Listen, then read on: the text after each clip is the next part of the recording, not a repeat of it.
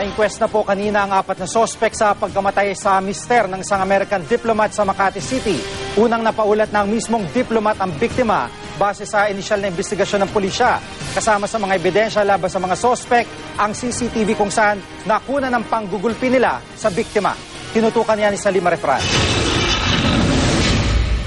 Sa CCTV na hawak ngayon ng pulisya, makikita raw ang mga nangyari bago mapatay ang isang American national sa Makati kahapon na madaling araw. Dito kita raw kung paano nakaalitan ng Amerikano ang grupo ng mga suspect matapos hampasin ng 2 beses ng biktima ang sasakyan.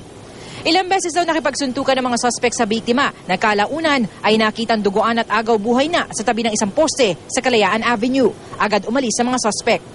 Inabutan ng mga gwardya mga suspect sa may Estrella sa Makati. Na-recover ang 2 tactical knife at isa pang panaksak. Isa rito, ginamit sa biktima. On the part of the victim, wala siyang arm na nag-iisa. On the part of the suspect, 4 sila and me arm. So ano ibig sabihin nito? May superior strength to consider dun sa awayan na nangyari. In-inquest na kanina para sa reklamong murder ang 3 suspect na pawang negosyante, pati ang isa na estudyante naman. Isa sa kanila, may sugot sa kamay at puno ng dugo ang damit ng maaresto. Pinoproseso na ng SOCO ang damit.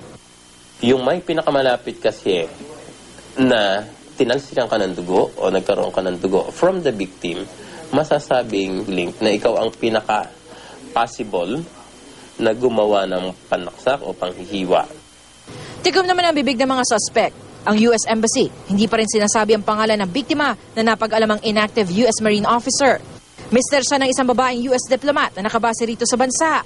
Ayon sa Makati Police, nakipag-ugnayan na raw sa kanila si US Ambassador Harry Thomas Jr.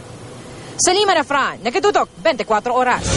Ay update po tayo sa balitang yan. Hindi pumirma sa inquest papers ang 4 na sospek sa panggugulpi at pagkamatay ng naturang biktima. Ibig sabihin, pumayag sila na hindi na dumaan sa preliminary investigation.